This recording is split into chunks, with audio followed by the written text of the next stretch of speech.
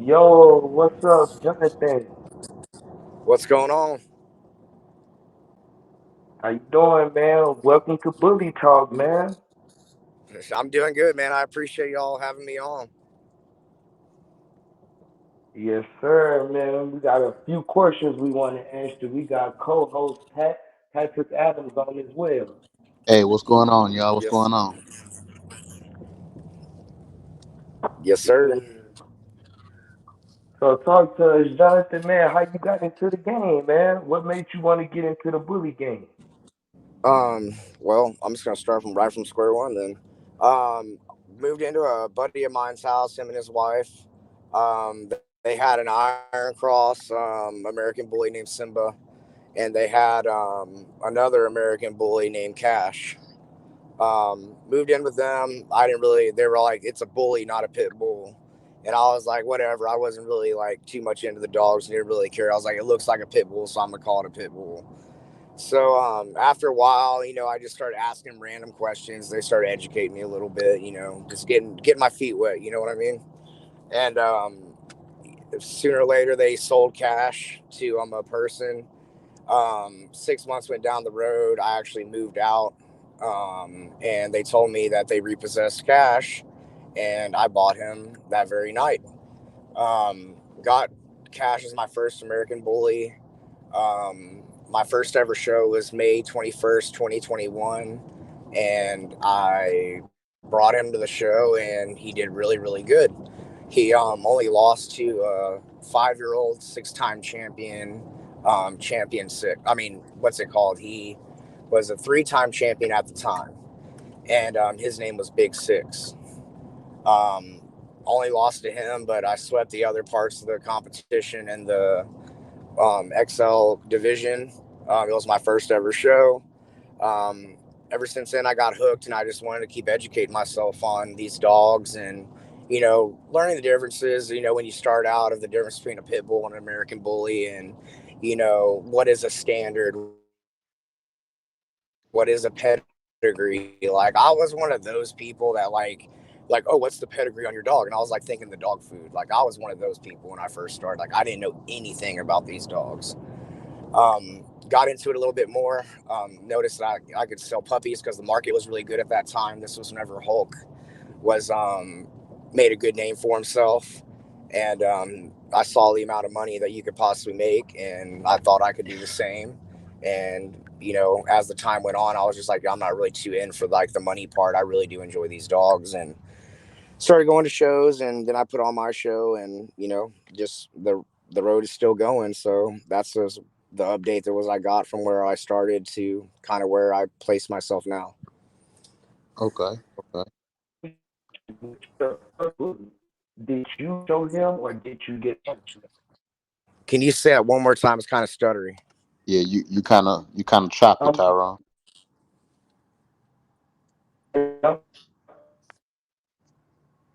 Yeah, I you didn't hear that. you real hello. choppy, Ty. You choppy, you choppy. Okay, I'm back. Can you hear me? Yeah, I can Yes. hear you.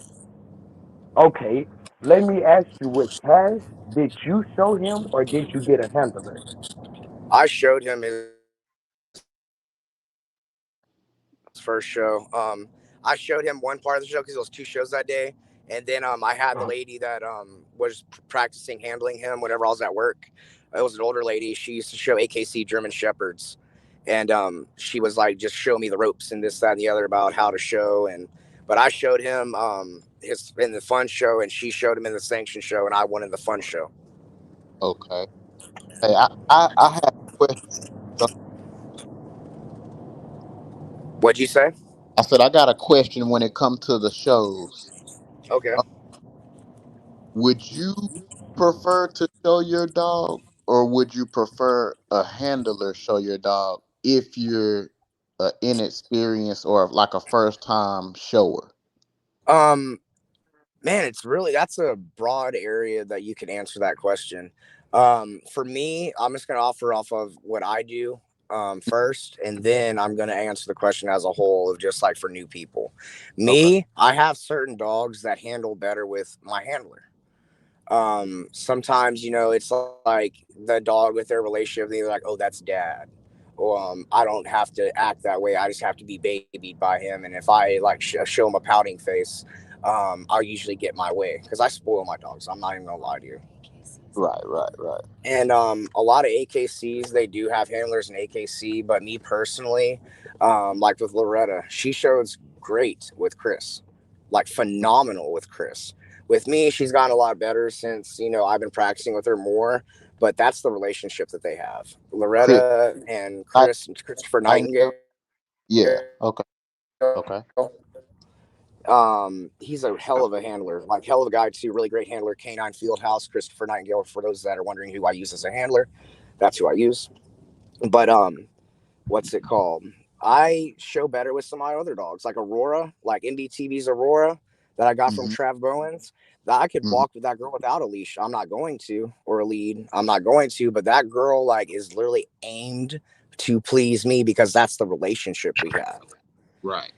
Um, for those that are getting into it, like it's all about the relationship you have with your dog. Have you practiced like stacking them on just regular stacking or on a stack box?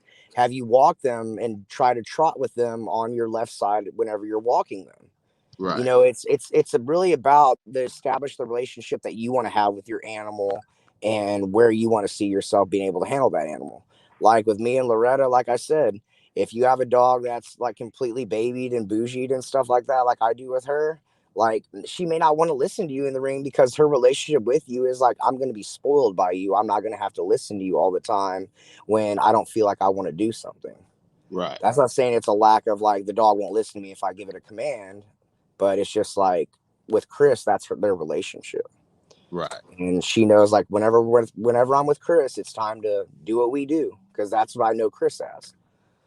I But got it's all up on flavor, man. Like if you want to put in the time and get in there and freaking practice and learn yourself, and you have that desire and will, all power to you. If you don't and you don't really have time and you want these dogs to be trained by a professional and handled by a professional, that's another option you can go with. It's just, what do you want to do? you. Right. Because a lot of people have their opinions. Oh, that dog is being handled by someone else. If it was handled by him, I know I could win. Like, well, Right. why would you put your dog in the ring if you're not trying to win? Right. Like, don't be dirty about it, but like, give your best overall representation of your dog to the class that it's being judged under in the ring. Right. If you know that's going to work for you, why not let it? Why not continue to turn the batch and see what you're going to make? Right. Right. And Do people have their opinions, and no matter what, if you're doing good, everyone's going to hate on you. If you're doing bad, people are still going to hate on you. Just do what makes you happy at the end of the day. right. I was And gonna ask, do you feel Mhm.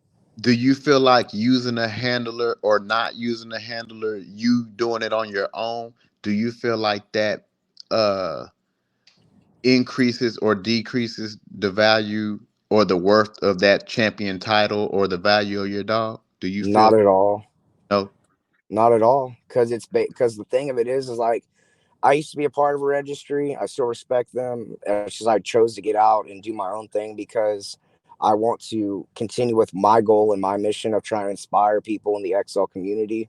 But it doesn't matter. The dog's a champion. The dog's a champion. Right. Right. Like, if it earned that title, cool. But Right. don't hate on it because no matter what you do at the end of the day, you can't take that title away from them. True. True. And if the like, it's like with the like this went on for a little bit this time last year actually, when Loretta won Best XL Female of ABKC Nationals. Mm-hmm.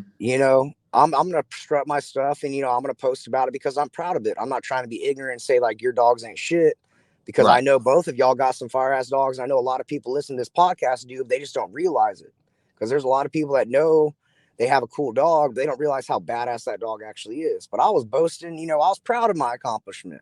I Right. even sent Josh Stanley the freaking Best XL Female trophy because he's been down for me since day one. Yeah. I would And that, I would literally cut someone's throat for that dude because he's looked out for me so much.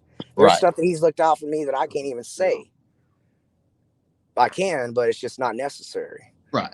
But the thing of it is like, if your dog, if you put in the work, regardless of what you do, if you put in the work and your dog becomes a champion, you should be very proud of yourself. And because Let me ask you this. a lot of these dogs they mature differently. Like some dogs, like with Loretta, she got her champion title December 31st of 2022. She swept an entire show. The only reason she didn't do the one show she got second was because she was laying down so much that she had a little like limp on her leg. Even though she was the best dog in there, she still got second place, and the other dogs got third and didn't even place. Cindy withheld the ribbon, but Right. it's still something to be proud of. But the thing of it is, as my opinion, as the American bully breeders, we need to start holding each other accountable, not being bullies, but being accountable for breeding towards what a standard is. Like, I'm not saying like breed towards show dogs, but breed to what the standard is supposed to be. Because what is it? What's a dog breed without a standard? It's nothing. It's a mud. Right. Keep it bully is what I'm saying. Just like Jose Lucero says, keep it bully.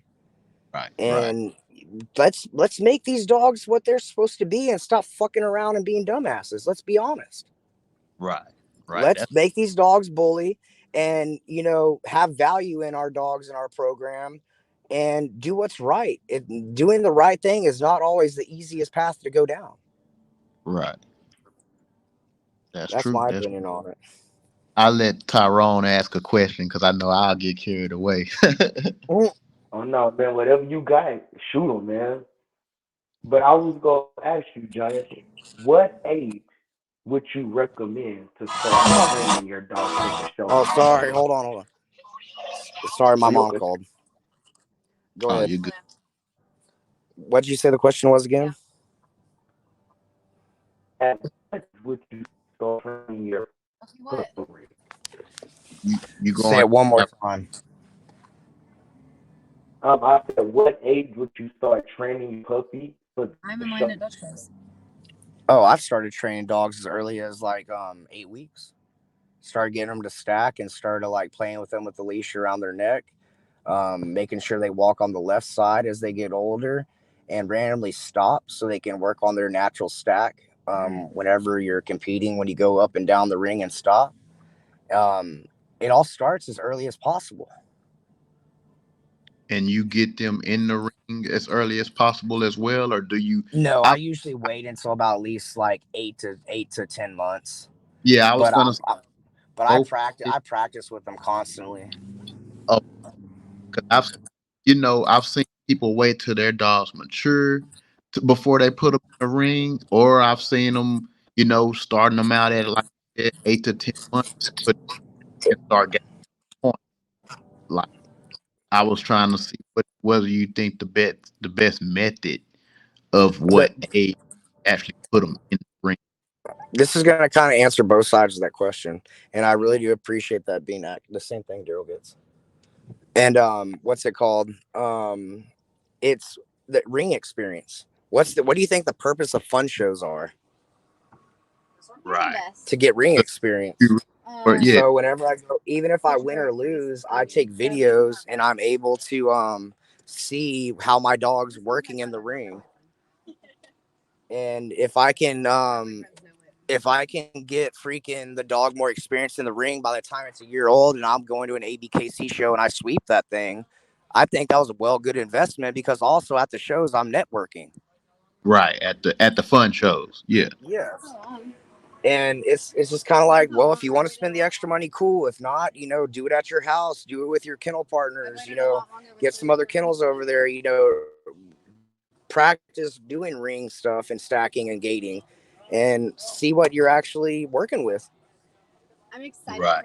But me personally, I like to network too, but you can still make content freaking showing your dogs in the ring to post on like TikTok or any other social media platforms. And you can still market and stuff and make more money and to um, get people to see your brand and what you're doing. Right. I'm sorry, y'all. We're at Dutch Bros getting something real quick. I'm still listening though. Uh, Hello. yeah. Yeah. Uh, what was I gonna say? Okay, so you know how you said keep it bully, right? Yes. Do you do you when you're when Do I what? when you're planning out a breed? Do you believe in school I or cannot hear any. I cannot hear any. I cannot hear anything you're saying.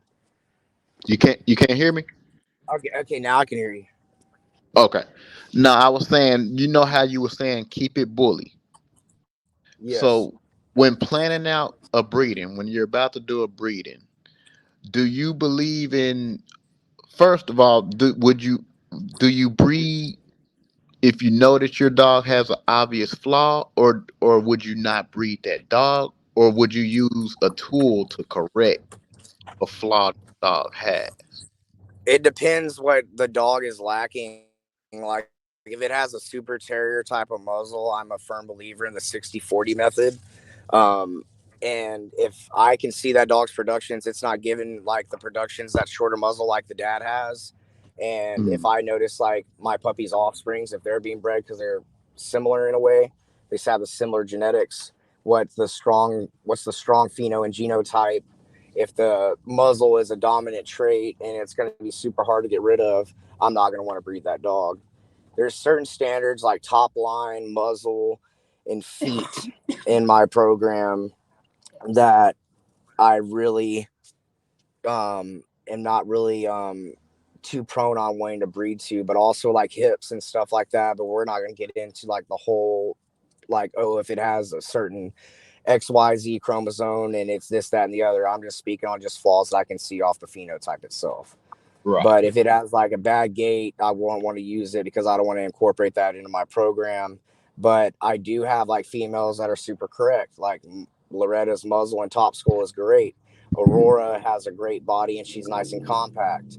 I'm breeding my super correct females to dogs that have more mass that are like the tools that people use that don't really see them in the ring, but they meet what I'm looking for, if that makes sense. And they'll also have similar genotypes down the road that I could like lock in on certain genetics. But we can go on and on and on about that, about genotypes and phenotypes where you're trying to lock in a certain look or you like a certain blood because it produces this, fatty genes, et cetera, et cetera. But me personally, it's just like there's certain flaws. Like if a dog has too many flaws, I'll freaking give it away to like a good home, or I won't even give it papers if I wouldn't breed that dog right, because it's just In something your that I yard, wouldn't do. Something I wouldn't do. So why should someone else do that whenever it's not going to benefit the breed as a whole in itself? right. let me ask you, what's two flaws in your yard you can't have? Muzzle and top line has got a muzzle is a big thing for me, and top line is an absolute necessity. I won't Okay. be able to look at that dog and feel like that dog would do what I need it to do for my program if it has a super high rear. And there is a difference Right. between a slight high rear and an actual high rear. If it has a slight high rear and it's not really that noticeable, cool, I can work with it. But if it has a super high like field goal rear end in the air, nah, I'm good, pimp. I appreciate you, but nah, I'm good. Can't do it. Um, But that and muzzle, feet are right in between muzzle and feet, so it's like paired together. I'm I'm Okay. I'm big on dogs. Uh, man. So like I didn't hear you. What'd you say? I said, I'm big on feet. I know some of my dogs do have slight east west. So like you said, when you look at a dog and you know you look at a dog with a top line, it's like you kind of just like ride, you know, like you know you Yep. can do that, you know you want better. So yeah, I understand Yeah. completely. Yes, sir. What else? Uh, structure or size? Are you real big? You know how you got it's like you got two sides to the Excel world.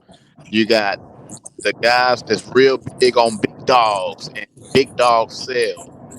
Go and ahead then and say the mastiff looking dog. I would rather, if I'm gonna breed American bullies, I'm gonna breed American bullies. But the thing of it is like I would like a well-rounded dog with structure than I would about weight and size. To be honest with you, because I'm a show dog kennel. You know what I mean? right, I've seen the one of the biggest XLs, if not the biggest XL in the world, and I've stacked him, Lion King. And I will say that dog is big, and when you're trying to move that dog's front legs, you're gonna probably have to use two hands to lift up on that thing to move those legs properly. If anyone's ever stacked a big 200+ pound dog, you know what I'm talking about. right. And the thing of it is like I understand why Lion King has slightly easty westy feet because that dude's would probably be the same way too. Right. And and he's always laying down and this, that, and the other, and being lazy but running around. But freaking, I would rather have structure and a well-rounded dog around 125, 135 max, and I would be completely happy with that. And then one thing, this is for me personally. Do you prefer a dog with more a more docile dog or a more dog that has drive when it comes to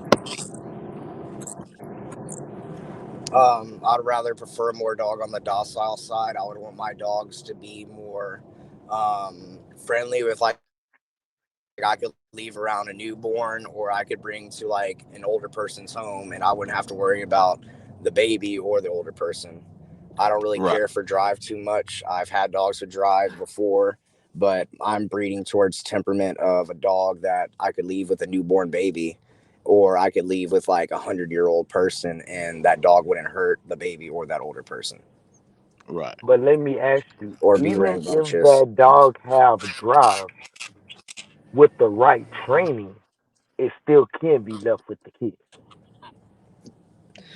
It can, but the thing of it is, like, I've, man, it's just me with temperament. It's very like important, but I don't want, like, I would have to worry about my dogs like being rambunctious, hurting the older person or the baby, or this, that, and the other. A dog can have drive and still be a good dog. I'm not saying I don't like dogs with drive. It's just me, preferably, I would want the more dog I could trust. Like, I know it's not going to jump all over everybody, but if I need it to, it will have its spurt of energy, but I'm able to harness it a lot better, if that makes sense. Right. Okay, yeah. Because you don't never know, anything can spark that drive. Like if you gone, if you're not around, if you the only person that know how to control it Yep. when you're gone. And I have my kennel, like, and especially with, like, if I'm flying out of the state for a couple days and my kennel partner's kids are going over to take care of the dogs, I'm not wanting them to get all trampled on and this, that, and the other, and be like, oh, your dogs are wild, and they get super excited, this, that, and the other. Like, I have dogs that have a lot of energy, but as they've gotten older, I was able to harness it and calm it down a lot, Right, and they don't jump all over people. It's just excitement is mainly what I'm talking about. right. And you can tell that from the jump off the litter when you're picking a pup. You can tell that's more chill, more dog, more got more drive in that litter. For the most part, yes. But some dogs, they have that rambunctious, excited side, and whenever they go to their forever home, they're just chill. But yeah, Right, you can mainly tell for the most part, but it's more like a 70-30 shot being guaranteed if the dog's going to act that way or not. right. But the owners having to know how to harness that energy and be able to do it what they need that dog to do. I, shoot, man. Tyrone, you got anything? Yeah, man, all you can do, we gonna change topics, and I want you to tell us a little bit about your show you got coming up, man. Okay. So that's going to be the Cash Now Boy Throwdown 2024, June 15th in Katy, Texas. This will be the third Cash My Now Boy Throwdown. hometown, Katy, Texas. Yep.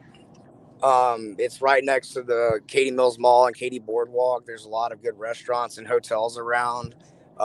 It's like literally like what 3 miles from the the Katie Mills Mall, roughly from the venue. Bree. Where's the venue? The venue's right here at the right by the house. Oh, that. Probably about 4 or 5 miles. 4 or 5 miles, like down the street to the mall and all the good food eats place to go eat. First show, had a lot of people come down. Chris Armstrong, Josh Stanley, Mario Roscoe, Matthew Meredith was my judge for the XL Fun Show. Actually, it was just a regular fun show. It wasn't an XL Fun Show. We did that this year. We had a lot of people come down. We had Josh Dixon come down with Butters, a bunch of different people. And the people that are listening to this podcast, like, please understand that there's a lot of people and I cannot remember everyone's name. No disrespect. But there's a lot of people that came down. It was under an outdoor pavilion show. I think the high that day was like maybe 57 or 53. It was a perfect weather, sunny, shiny day. Everyone was having a good time. This year, it was at the Lone Star Convention Center. We packed that place completely. There was an incident that happened with the venue that was out of my control, and that was due to the AC. All three AC units couldn't keep up with the amount of heat and movement inside of the venue, so I had to open up all the bay doors to try and get people to get air in there. And I was walking around with lemon juice. But a lot of people came, a lot of people stayed, a lot of people showed who their true colors were as breeders to help others in need. But also, a lot of people put their dogs in their cars and they turned the AC on. But Right. the thing of it is, I believe that I could have had at least, if not twice, if not 4 times as many people and dogs that were out there this year. There was a lot of people. Um, this year at 2020, I mean, next year at 2024, we're going to have 4 rings. We're gonna have 4 BRC sanctioned shows in rings 1 and 2. We're gonna have an XL Fun Show in ring 3 and an All Kids Fun Show in ring 4. And whatever shows ends between show ring 3 and 4, the Small Dog Fun Show will take over. All 7 Best in Show winners will compete for Best in Show like we did this year. The awards are, in my opinion, second to none. But I'm just talking about my own show here. I'll let the people decide on that I saw one. trophies on Facebook whenever you posted them from this past show. That they pretty big, man. They look nice. Hell yeah. You put the Look, work in to make that look good and make sure that the people feel like they getting a good quality reward out of it. mm-hmm. And a lot of good pictures and bragging rights. You know what I mean? And Right. I'll be honest, like, with like shows, it's always good to have those flashy awards that people will look at their trophy case and be like, damn, I want to go back to that show again. Okay, when's the date? It's like a psychedelic thing. If you Right. just constantly see something, you're just constantly going to be driven to it. You know what I mean? Right. So if I create something that people really appreciate and it's very eye appealing, that will also help me down the road, possibly of getting more people, but also having the same people come back and winning some more awards from the show and Right. And networking let and me having a ask good you, time. do y'all have any boots still available? We do have some booths still available. It's not really they're not really selling as fast like as they did last year, but it's a lot to do with the economy and all these shows that are going on right now. Like for some reason this year, everyone and their mom is throwing a show.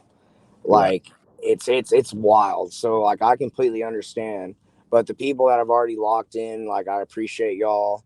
And honestly, y'all were very smart because I believe after the holidays and once people get past the whole Christmas and Thanksgiving funds being restored, I know I'm gonna sell out again. Yeah. Oh Yeah. yeah, yeah, And, you will. And and I personally haven't been able to make it to one of the shows yet, so I plan on coming. At the time of your shows, man, I had 2 dogs in heat, so shoot, I yeah, never was able to make it, but I plan on coming. I Shit, really you appreciate gotta it. save one of them trophies for me, man. We coming to take over the show, man. Hey Bring some man, of the dogs out. they're gonna be on the table, bro. Like I had 15 tables of awards this year. I'm probably gonna have roughly around like 25 next year. And it's all different categories. Yep. Got categories. Some my category trophies are like some of people's best in show trophies. Yeah, And if you come, my entertainment at the end of the night, if you win a bunch of trophies, I'm gonna sit down on my chair while everyone's cleaning up, and I'm gonna freaking take a sip of good old sweet tea, and I'm gonna laugh at people trying to put all these awards and cram them in their vehicles. It's pretty funny, man. Freaking, it's they. I tell people and I warn them because freaking these trophies are big and freaking, it's something be proud of, and some people will believe me and some people don't until they see it for themselves. So we'll see how it goes for next year. Right. How many different categories are you having at this show? Man, my XL fun show I think is around 28 to 30 categories. My small dog fun show is around 26, 27. My all kids fun show is around 16. And the BRC sanction show is their sanction show. So that's plenty Okay. for people to have it. Say it What'd you again. You say? was going out. I said that's plenty of opportunity for the people to come in and get something and not feel like they're coming in and leaving out empty handed. Exactly. And plus, there's categories that are for show dogs and non show dogs, like biggest head, widest spread, best rear, best side stack, most ripped, like stuff like that. Like, that's not just for show dogs. Right, right, So, the ones that just with the big boys that want to come out and just have a good time, like Dump Truck came last year. I think he got the biggest bone, right, and freaking they got a trophy and this, that, and the other. And, they all came out, had a good time, even though the freaking AC freaking screwed me over, but I'm not Let me God. ask And you this. I know people want to know, what do you have in place this year to prevent that AC problem? I'm going to be buying 12 portable AC units, but also the venue has central AC and heating. It's a complete indoor insulated venue. But also, this is where the Houston Livestock Show and Rodeo they have some of their meetings and calf scrambles and stuff like that at this venue, and they have big It's at the overheads. Myrtle Center, right? No, it's at the where the FFA barns are. FFA It's board. it's right next to their brand new facility they built like 3 years ago. It's the Merrill. Okay, It's okay. not the Merrill Center. It's the one right here. It's the Gerald D. Young Pavilion. Yeah. Yeah, Yeah, the Gerald D. Young Pavilion. Gerald D. Young Indoor Pavilion. okay, okay. But it's central AC in the front, and there's big overhead AC fans, big ass fans like throughout the entire back end. And I'm gonna be having the central AC going, fans going, and I'm gonna be having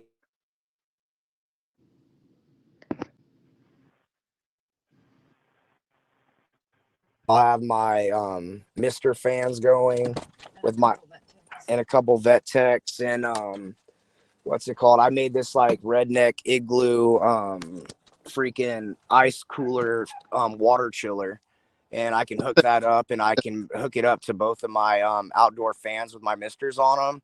And when the mist comes out, it will have cool water being shot out with the fans to keep people cool as well. That's nice. That's nice. Okay, perfect.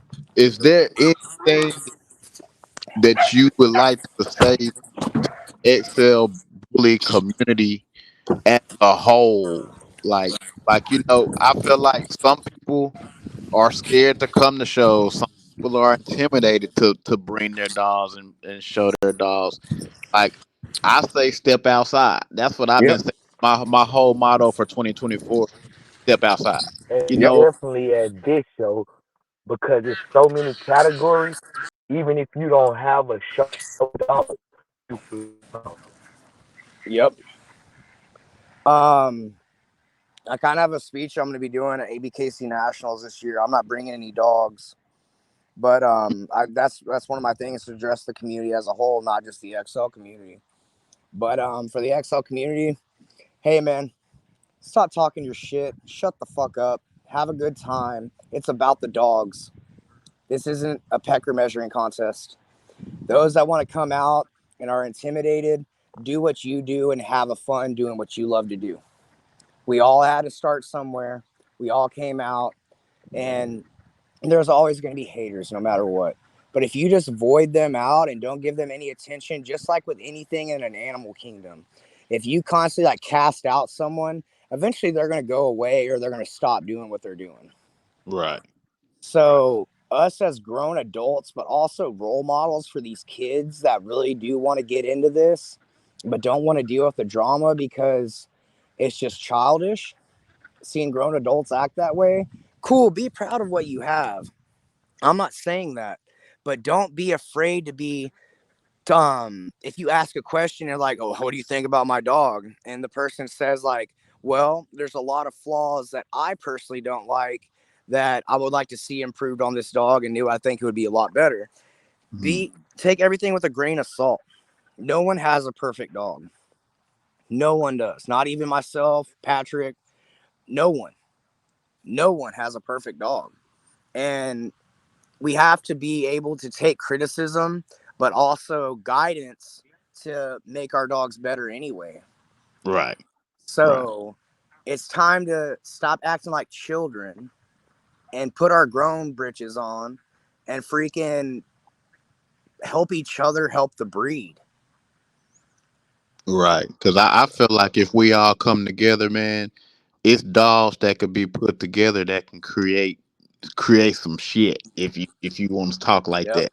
And Yep. it's out there that if you put them together, y'all can create a masterpiece. But everybody want to talk about everybody else's dogs. Oh, I wouldn't use that dog, or this dog got a high rear. This dog is too big. He look like he can't walk. You know what I mean? Mm-hmm. It's always gonna be something said. But if you two come together, if I feel like if everybody can come together and really game plan and put stuff together as one, bro, we can create some crazy XLs out here. I've seen the XL. It looks like it's getting a lot better compared to what it has been to me. And Yeah, I agree. I can agree. I've seen some crazy ass breedings and breeding banners this year that I'm like, man, that's gonna be fire. You know what I mean? Yep. Like, so yeah, man. I feel like the XL bully community is headed in the right direction. I think it's more the people themselves that's causing it to be a Yeah, divide. You know because what I'm it's like a popularity contest on who's talking, not the dog. saying? Right, right, And the thing of it is like it's not just that. It's like people coming in here just trying to breed two dogs together, saying it's an XL bully to try and fuck people over out of money. The right. thing of it is like the drama on the boards, this, that, and the other. That's what's really hurting us. Because whenever you want to go look for a dog, when you're on Facebook, you're like Frenchies for sale, or Cocker Spaniels for sale, or Dobermans for sale, or Doberman support group, or Doberman breeders group. And they go on these boards and it's nothing but shit talkers. They're like, damn, I don't really know if I even want to deal with these motherfuckers. Right, right, It's right. just like, if we want to not just better the breed, but do good business, it's all about how you're portraying yourself. It's all about how you carry yourself and how you react to certain situations. That's true. That's true. And I also say, and I've been doing this myself. You can ask Tyrone. I've been trying to encourage him to do it. Go put your hands on these dogs. Go see the dog for yourself Mm-hmm. in person. Man, yeah. Like like I've traveled. Hey, Jay, I don't. I'm gonna have to come out to your yard when you have time, man. Check your yard out, bro. You Yeah, right Shit, you're down more the than street welcome. from me. You're more than welcome. yeah. I'll come too, man. I've been able to visit a few yards here lately, and I've been hella impressed, man. Like I've went to Kentucky twice. I've seen Sarah Roach's dog. Mm-hmm. Um, I've I've I've seen a few dogs, man, that I just love, man, and it encouraged me to want to step up my game to do better. You know what I mean? Like, damn, this what she got, bro. Like, I gotta get there, or Mm-hmm. reach to try to get to this level because she know what the fuck she doing. You know what I mean? Mm-hmm. So yeah, bro, just putting your hands on these dogs, going to see these dogs. Tyrone recently came and visited me and my old kennel partner, and he got to see some of his productions. I had got some dogs from Tyrone. I bought dogs from him, and he's seen what I got over here, and it's a different experience to match up dogs in person and be like, dang, bro, she looked better than I thought, or he or she looks bigger than what I thought on the camera or what I've But seen on but you Facebook. know me, I'm a strictly I go for that structure, bro. I'm a Right, Mm-hmm. structure breeder. Functional. true, correct. So yeah, man, it was man, I really glad we got to get with you, man, and just get some insight, get a little knowledge, and get to talk to different people and see, just learn different things that you can't learn just from just everyday. Mm-hmm. I mean, just getting more knowledge, more insight on the game. I always say it's just like, what's the point of having knowledge if you ain't willing to share it? Right, Because you're There just you going to go. take it Yep. with you and no one's going to remember that knowledge. It's all about what you pass along and who you inspire, that really defines you as a person, but also as anything you do. right, right. Well, shoot, man, Tyrone, you got anything else for us? Man, I don't, man. That was good. I appreciate you, man, and we will be doing this again. I really appreciate y'all having me on. Oh yeah, man, I appreciate it, and man, whenever we get time, we all need to link up, man. Maybe we can bring the dogs out. You probably got a little bit more land than I do, so shoot, we could bring the dogs out and link up, man, anytime, whenever you're free. Sounds good. And I'm gonna have to get with you too. I need to get me a booth for the show. Oh yeah, This just year we man, just like I coming. said, shoot me a message. Freaking, just let me know, and I'll send you the layout. For everyone that don't know, my name is Jonathan Kuciemba, on Facebook, and my Instagram is KASHINOUTKENNELS01. And let Any me type ask of you as shows that I'm well. Do going you to or have promoting, any you'll see it there. puppies? You have any What? puppies? Any litters coming up? You got anything coming up? I'm gonna be breeding champion UEK Loretta to CEO's Mayhem and RCP Solomon's son. In about mid January, the breeding is going down, and I'm going to be breeding my 3 times King Casino Omega daughter, Maleficent, to De Niro, who's a King Casino son. I'm not going to be selling any puppies off of the Maleficent De Niro breeding, but I'm going to be selling a few more picks that I have available. I have 4 people locked in already for the Loretta and Mayhem breeding, but I'm not trying to take too many people in for deposits or anything like that right now until I get confirmation of the puppies itself. Right, right. Oh yeah, Okay, man. Well, perfect. So y'all hear that? Get with my boy, man. ASAP. I appreciate y'all. I really do. Much love and respect to both of y'all. yes, sir, man. Y'all have a good night. You too. Yes, sir. You too, man. Thank you again. Later, y'all. Yes, sir.